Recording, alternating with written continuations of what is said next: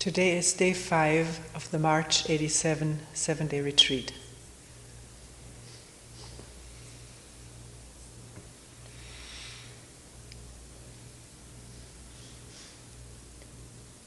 Several related questions have come up in meetings.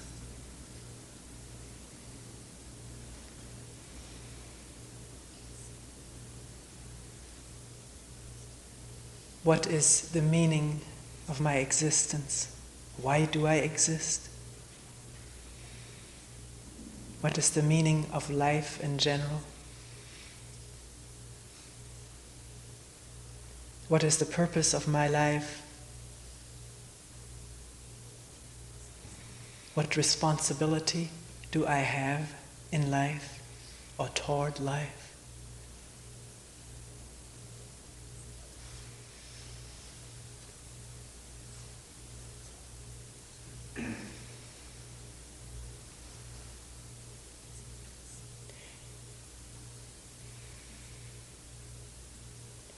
I think in order to see whether there is an answer to these questions, if at all, we have to clearly understand, not just intellectually, but actually understand what is thought, what is the self,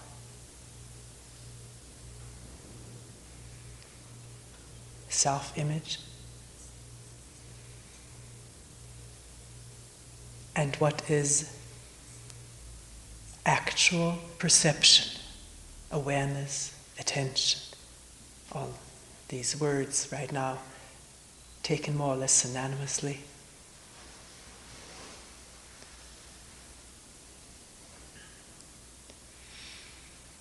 If that isn't clear, our reflecting about the meaning of life, the reason for existence, the responsibility that one has toward one's fellow human beings and life in general will just be very philosophical reflections.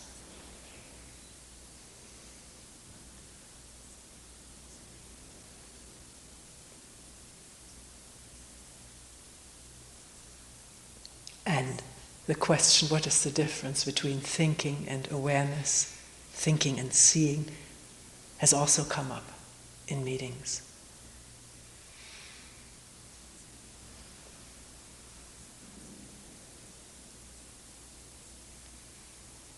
Now, in trying to get at this here jointly, what is a thought and what is seeing? These words are not being said to discuss it intellectually. Not to add more information, right or wrong, to the already enormous, voluminous storehouse of knowledge that we have.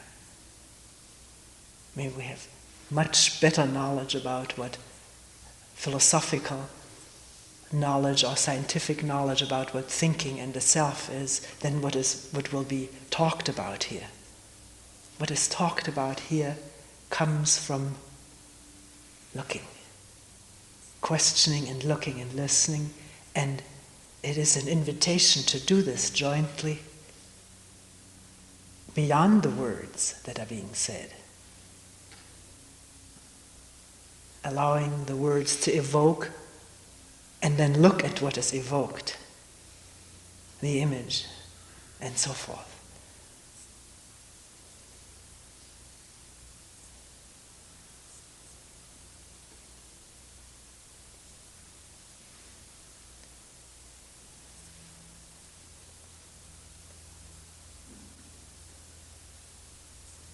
Can a thought be seen?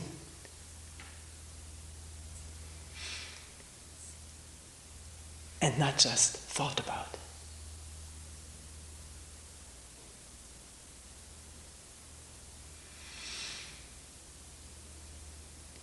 If we right now, try to remember instantly breakfast this morning, where we sat, the bowl in the hand, the view.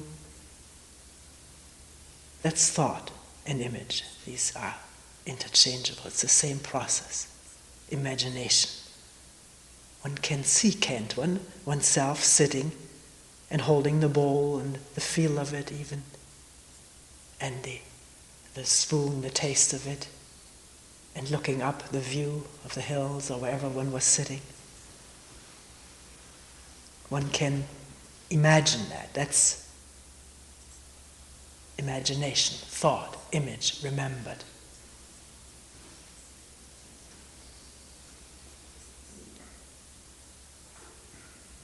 Where is one sitting right now? The feel of the seat on the cushions, the knees here, and looking down here, this is not memory, this is this. And here, I'm still using words, but the word knee touching the mat, those words are not the actuality of what is happening. And one can listen to that, feel it, actually. For an instant, maybe for a fraction of an instant, before the words come in and explain it.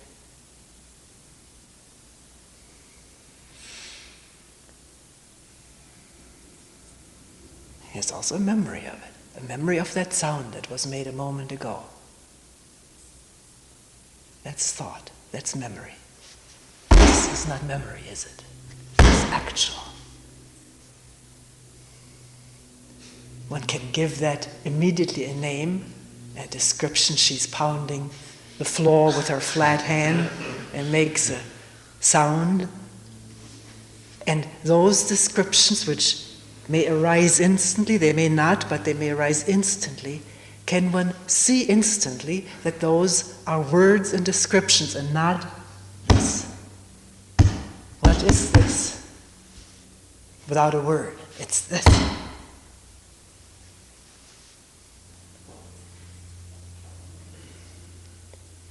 Now, in addition to labeling this, her hand and the pine floor and the sound that it makes, these are all words, labels coming from memory.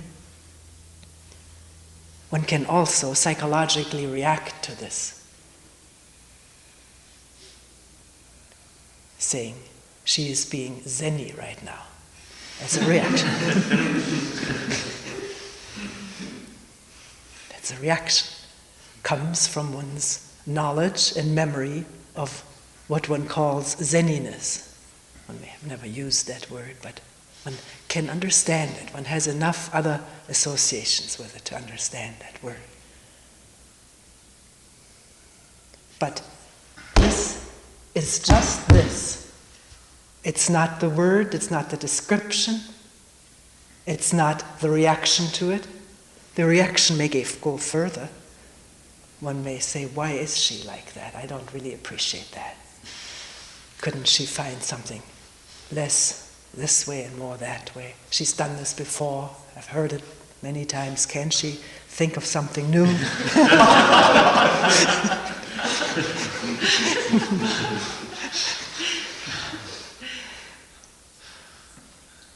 These are all reactions. It's also a fact that this has been done before.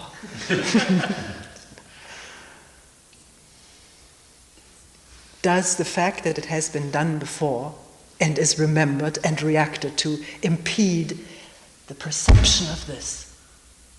It doesn't have to, does it? It doesn't have to if it is realized instantly what is actuality.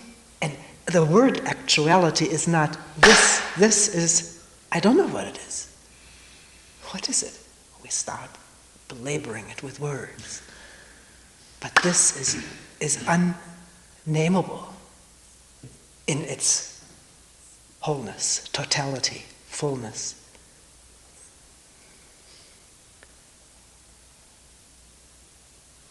Clapping hands are words. And they immediately elicit a host of associations in the mind. Associations and feelings, word associations, memory associations, reactions and reactions with feelings of attraction or repulsion.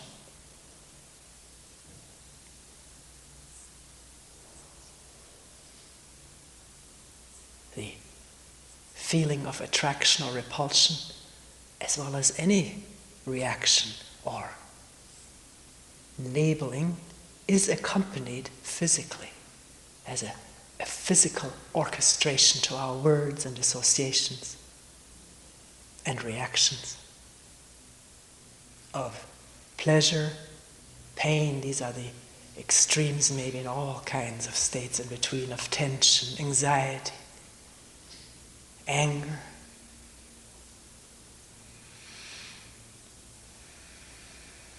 A thought being related with physical movements, motions of the muscles, glands, organs, lungs, air trapped or squeezed in the breathing tube. Those are actuality, actually happening, actually perceivable. Usually we don't, because we are so consumed with reaction against the side effects of our reactions that we don't perceive what's actually there in a non-conflict openness.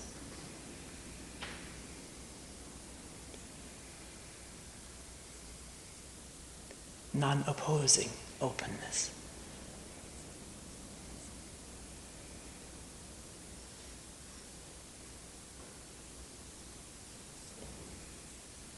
So to remember one's breakfast, sitting at breakfast, that is thought and memory, reactions maybe of how nice it was, too bad it had to end. I'm looking forward to tomorrow's breakfast. Or a taste of the warm honey or something. Memory associated with organismic feelings, sensations. And those can be actually sensed, felt, perceived. So can the memory.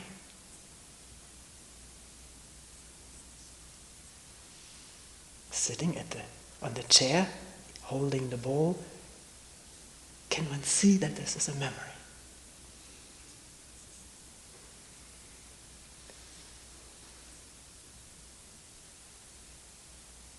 With the same immediacy of perception as one can have of the knees touching the mat or the sound.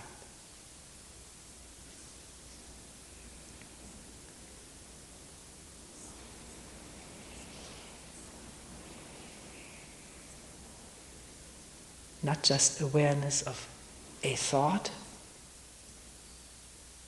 hands clapping, but awareness of the reaction. I like that, what she's doing. I don't like what she's doing. A flow of awareness.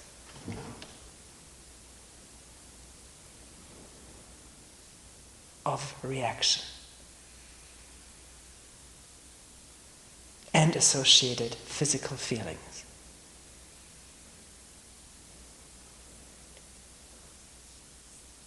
If this awareness is not there, the reaction is nonetheless there, and the mind is captivated in it. Captivated in the pleasurable feelings, in the fearful feelings, in the angry or violent feelings, without awareness.